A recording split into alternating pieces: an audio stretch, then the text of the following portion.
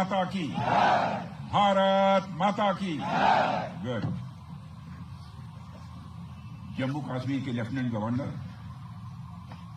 श्री मनोज जी सिन्हा, जम्मू कश्मीर के मुख्यमंत्री जनाब अमर अब्दुल्ला साहब, chief of army staff general Upendra Dwivedi, GOC northern command lieutenant general Prateek Sharma, GOC 15 corps lieutenant general Prashant Srivastava और हमारी आर्म्ड फोर्सेस के सारे ऑफिसर्स और मेरे बहादुर जवानों, सबसे पहले आतंकवाद और आतंकवादियों से लड़ते हुए हमारे जिन बहादुर जवानों ने अपनी शहादत दी है, उनकी शहादत को मैं नमन करता हूं, उनकी मैं स्मृति को नमन करता हूं। और साथ ही पहलगाम में जो निर्दोष नागरिक आतंकवादियों के द्वारा मारे गए हैं, उनकी भी स्मृति को मैं नमन करता हूं। मैं हमारे घायल सैनिकों के साहस को भी नमन करता हूं और ईश्वर से यह प्रार्थना करता हूं कि वह जल्द से जल्द स्वस्थ हो जाएं। मेरे दोस्तों, इन विषम परिस्थिति में आप सबके बीच आज आकर मैं स्वयं को बहुत ही गौरवान्वित महसूस कर रहा हूं। हमारे प्रधानमंत्री माननीय नरेंद्र मोदी जी के कुशल नेतृत्व और मार्गदर्शन में ऑपरेशन सिंदूर के दौरान आपने जो कुछ भी किया है, उस पर पूरे देश को गर्व की अनुभूति हो रही है।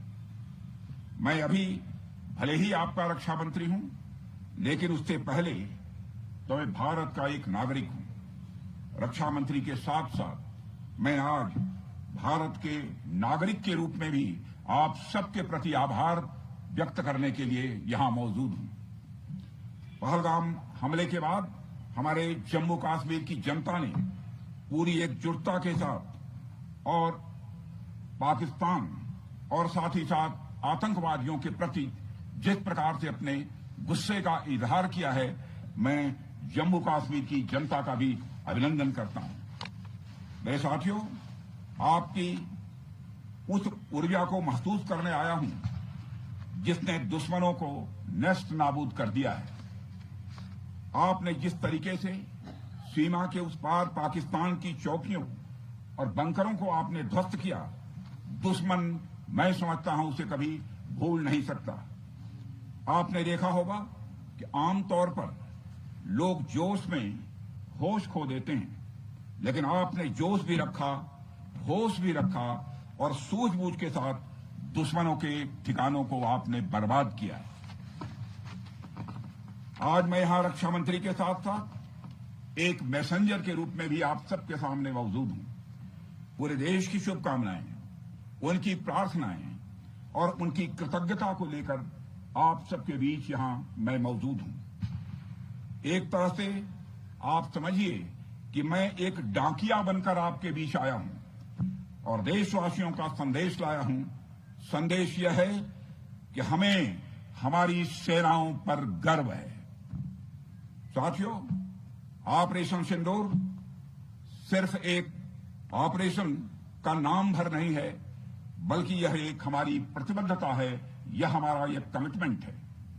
एक ऐसी प्रतिबद्धता जिसमें भारत ने दिखा दिया कि हम सिर्फ डिफेंस नहीं करते हैं, जब वक्त आता है तो हम कठोर निर्णय भी लेते हैं और कठोर कार्रवाई भी करते हैं। यह ऑपरेशन उस एक एक जवान की आंखों में देखा गया सपना था कि हर आतंकी ठिकाना, चाहे वह घाटियों में छुपा हो या बंकरों में दबा हो, हम वहां पहुंचेंगे और दुश्मन की छाती चीरकर हम उन आतंकी ठिकानों को खत्म करके ही हम वापस लौटेंगे।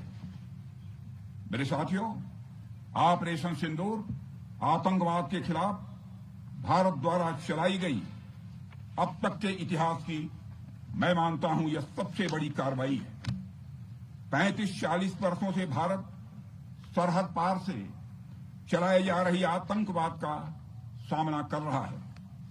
आज भारत ने पूरी दुनिया को यह साफ कर दिया है, यह स्पष्ट कर दिया है कि आतंकवाद के खिलाफ हम किसी भी हद तक जा सकते हैं।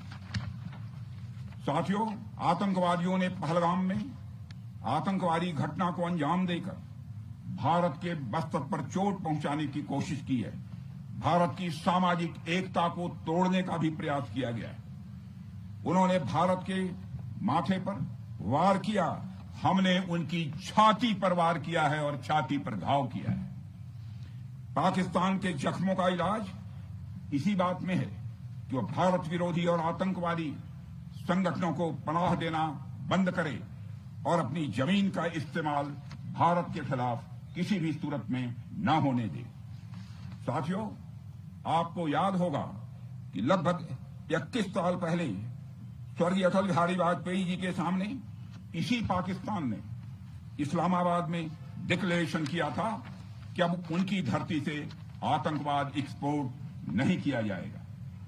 मगर पाकिस्तान ने भारत को धोखा दिया है, पाकिस्तान ने भारत को छला है और आज भी वह धोखा दे रहा है। इसका खामियाजा अब उसको भारी कीमत करके भुगतना पड़ा है और यह कीमत यदि आतंकवादी वारदातें चलती रही तो लगातार यह बढ़ने ही वाली है। हमारे प्रधानमंत्री श्री नरेंद्र मोदी जी ने दो टूक शब्दों में आतंकवाद के खिलाफ भारत की नीति को रीडिफाइन कर दिया है, इसे परिभाषित कर दिया है, जो यह कहती है कि हिंदुस्तान की सरजमी पर किया गया कोई भी आतंकी हमला एक एक्ट ऑफ वार माना जाएगा। दोनों देशों में जो अंडरस्टैंडिंग बनी है फिलहाल वह इसी बात को लेकर है कि सरहद पार से कोई बेजा हरकत अब नहीं की जाएगी। अगर की गई तो बात निकलेगी तो बहुत दूर तक जाएगी।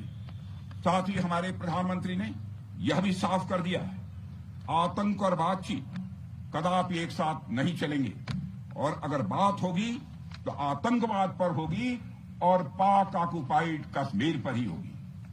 साथियों, ऑपरेशन सिंदूर की कामयाबी ने पाकिस्तान में छिपे आतंकी संगठनों और उनके आकाओं को भी यह साफ बता दिया है कि वे कहीं भी अपने आप को महफूज और सुरक्षित न समझें। अब वे हमारे बहादुर भारतीय सेनाओं के निशाने पर हैं। दुनिया जानती है हमारी सेनाओं का निशाना अचूक है और वो जब वो निशाना लगाते हैं तो गिनती करने का काम वह दुश्मनों पर छोड़ देते हैं।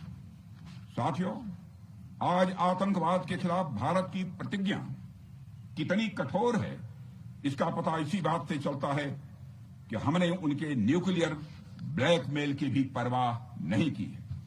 पूरी दुनिया ने देखा है कि कैसे गैर जिम्मेदाराना तरीके से पाकिस्तान द्वारा भारत को अनेक बार एटमी धमकियां दी गई हैं। आज श्रीनगर की धरती से मैं पूरी दुनिया के सामने यह सवाल उठाना चाहता हूं कि क्या ऐसे गैर जिम्मेदार और रोग नेशन के हाथों में परमाणु हथियार सुरक्षित हैं? मैं दुनिया के सामने यह सवाल खड़ा करना चाहता हूं। मैं मानता हूं कि पाकिस्तान के एटमी हथियारों को IAEA international atomic energy agency की निगरानी में लिया जाना चाहिए। मैं ये कहना चाहूंगा और साफ तौर पर कहना चाहूंगा। साथियों, हमारी सेनाओं हमारी सीमाओं पर अपनी मातृभूमि की रक्षा के लिए जिस तरह से आप सभी बिना रुके बिना थके दिन रात लगे रहते हैं वह अपने आप में अद्भुत है और अद्वितीय भी है।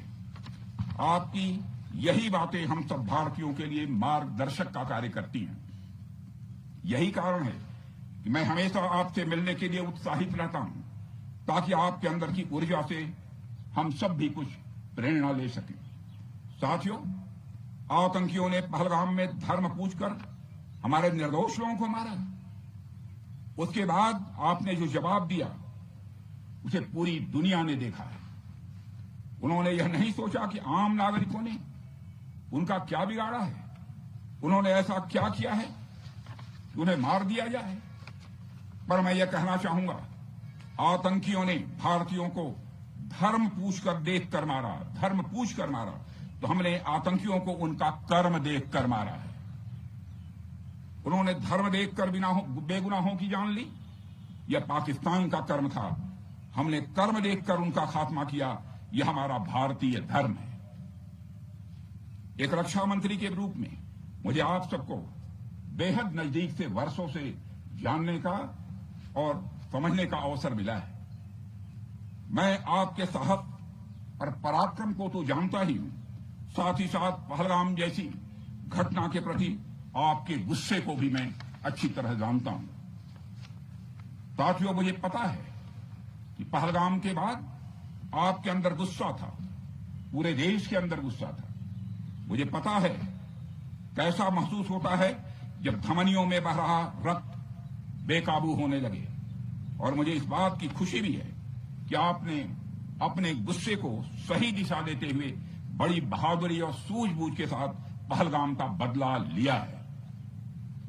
रही बात पाकिस्तान की, तो उसकी बात ही क्या करूं आपसे। वह देश तो मांगते मांगते अपनी जहालत से एक ऐसी हालात में आ गया है कि उसके बारे में यह भी कहा जा सकता है कि पाकिस्तान जहां भी खड़ा होता है वहीं से मांगने वालों की लाइन प्रारंभ हो जाती है। अभी आपने सुना ही होगा कैसे वह फिर एक बार इंटरनेशनल मॉनेटरी फंड IMF के पास कर्ज मांगने गया। वहीं दूसरी तरफ हमारा देश है कि हम आज उन देशों की श्रेणी में आते हैं जो IMF को फंड देते हैं ताकि IMF गरीब देशों को कर्ज दे सके। ऐसी स्थिति में हमारा यह भारत है। रामचरितमानस में स्वामी तुलसीदास जी ने लिखा है, जहां सुमतितः संपत्ति नाना, जहां कुमतितः विपत्ति निदाना। यानी जहां सुमति होती है, अच्छी नीतियां होती हैं, वहां सुख और समृद्धि होती है, और जहां कुमति होती है, बुरी मति होती है, केवल दूसरों के हित की भावना होती है, वहां तरह तरह की विपत्तियां स्वाभाविक रूप से आती ही हैं। पाकिस्तान जिसका जीता जागता यह उदाहरण है। साथियों, भारत के बारे में पूरी दुनिया यह बात जानती है कि हमने हमेशा शांति को प्राथमिकता दी है। हम आमतौर पर युद्ध के समर्थक कभी नहीं रहे, लेकिन स्थितियां जब इतनी विकट हो जाएं, जब देश की संप्रभुता पर आक्रमण होने लगे, तो जवाब देना यह आवश्यक हो जाता है। राष्ट्र कवि रामधारी सिंह दिनकर जी की पंक्तियां आपके सामने रखना चाहूंगा। रुग्ण होना चाहता कोई नहीं, रुग्ण होना चाहता कोई नहीं, रोग लेकिन आ गया जब पास हो तिक्त औषधि, कड़वी औषधि। तिक्त औषधि के सिवा उपचार क्या, शमित होगा वह नहीं मिष्ठान्न से। यानी कोई बीमारी अगर लग जाए तो वह मिठाई से दूर नहीं होती है, उसके लिए कड़वी दवा ही काम करती है। इसलिए आतंकवाद जैसे रोग के लिए भी ऑपरेशन सिंदूर जैसी दवा की बड़ी जरूरत हो गई थी। साथियों, पूरे देश में हमारी सेनाओं को और हमारे सैनिकों को एक सम्मान की दृष्टि से देखा जाता है। एक सशक्त राष्ट्र वही होता है जो अपनी सेनाओं को सम्मान के साथ साथ आधुनिक हथियार और साजो सामान भी दे जिसकी उसे जरूरत है। मुझे गर्व है कि आज प्रधानमंत्री जी के नेतृत्व में सरकार हमारी सेनाओं के लिए यह सब सारा काम कर रही है। हमने यह सुनिश्चित किया है कि हमारी सेनाएं हर परिस्थिति के लिए तैयार रहें। और मैं यहां पर army chief general Upendra Dwivedi ji को भी बधाई देना चाहता हूं, क्योंकि बार बार मेरी चर्चा होती रही है और बार बार मैं यह पूछता हूं कि जो भी आवश्यकताएं हैं उन आवश्यकताओं को पूरा करने के लिए हम पूरी तरह से तैयार हैं। और इसलिए इसके लिए हम वर्ल्ड क्लास बेहतरीन गुणवत्ता वाले साजो सामान अपनी सेनाओं को देने की कोशिश कर रहे हैं। आज आधुनिक राइफल्स, मिसाइल डिफेंस शील्ड और ड्रोन्स जैसी नई पीढ़ी के कई इक्विपमेंट को तेजी से भारत में ही बनाया जा रहा है। साथियों, इसके अलावा सीमावर्ती इलाकों में हमने जो काम किया है वो आप सब देख रहे होंगे। आज LAC और LOC पर भी कनेक्टिविटी है, वैसी पहले शायद कभी नहीं थी। हमने हर स्तर पर यह दिखाया है कि हमारी सरकार केवल युद्ध भूमि पर ही नहीं बल्कि व्यक्तिगत रूप से और पारिवारिक रूप के साथ अपने सेना के जवानों के साथ खड़ी है। साथियों, अंत में एक बार फिर आप सभी को आपके शौर्य और पराक्रम के लिए हृदय से हार्दिक बधाई देता हूं। मैं आपको यह आश्वासन देता हूं कि हमारे प्रधानमंत्री जी के नेतृत्व में देश की सरकार और देश की जनता हर कदम पर, हर स्थिति में आपके साथ कंधे से कंधा मिलाकर खड़ी है। मुझे पूरा विश्वास है कि आपके सहयोग से हम इस पूरे क्षेत्र में आतंकवाद का समूल नाश करेंगे, ताकि कल को कोई भारत की संप्रभुता के खिलाफ आंख उठाने की हिमाकत न कर सके। इसी आशा और विश्वास के साथ आप सबके शौर्य और पराक्रम की सराहना करते हुए और आप सभी को अपनी हार्दिक शुभकामनाएं देते हुए अपना निवेदन समाप्त करता हूं। बोलिए जय हिंद, जय हिंद।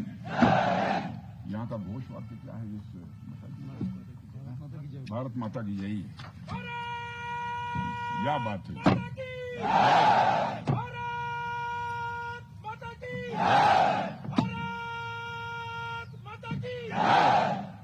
और अच्छी